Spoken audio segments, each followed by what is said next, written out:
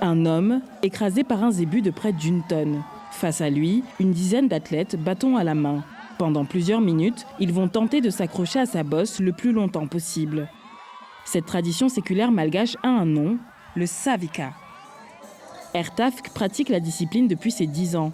En attendant son tour dans l'arène, il détaille la portée symbolique de cette tradition.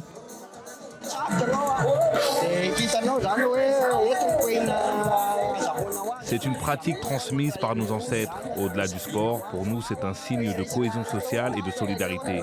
Il existe toujours une part de peur, mais il faut savoir trouver le moment opportun pour se lancer. Exclusivement masculin, le savk présente toutefois de nombreux dangers. Éraflures, fractures et même la mort. Pour limiter ces risques, l'équipe d'Ertafk a développé une stratégie. Lorsqu'on voit que c'est un zébu très agressif, on se met à terre pour l'esquiver et un autre lutteur prend alors le relais. C'est une question de solidarité entre tous les membres de l'équipe. En plein entretien, Ertafk reçoit le signal de départ. Il devra affronter Ligali, l'un des zébus les plus redoutés de l'arène. Pas de chance aujourd'hui. Il n'arrivera pas à monter sur le zébu.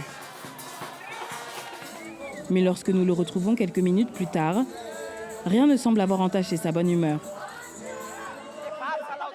Contrairement à d'autres pratiques, le savk ne se conclut pas par une mise à mort. À Madagascar, le zébu reste sacré. Une singularité que les organisateurs comptent faire valoir. On respecte nos zébus vu que c'est l'emblème national du pays. Chez nous, le zébu n'est qu'adversaire que dans l'arène. Hors de l'arène, c'est notre ami. Il nous permet de cultiver notre terre. Donc on respecte le zébu. Les ambassadeurs du savk aimeraient faire résonner leur culture au-delà des frontières malgaches. Pour y parvenir, ils ambitionnent de le faire inscrire au patrimoine immatériel de l'UNESCO.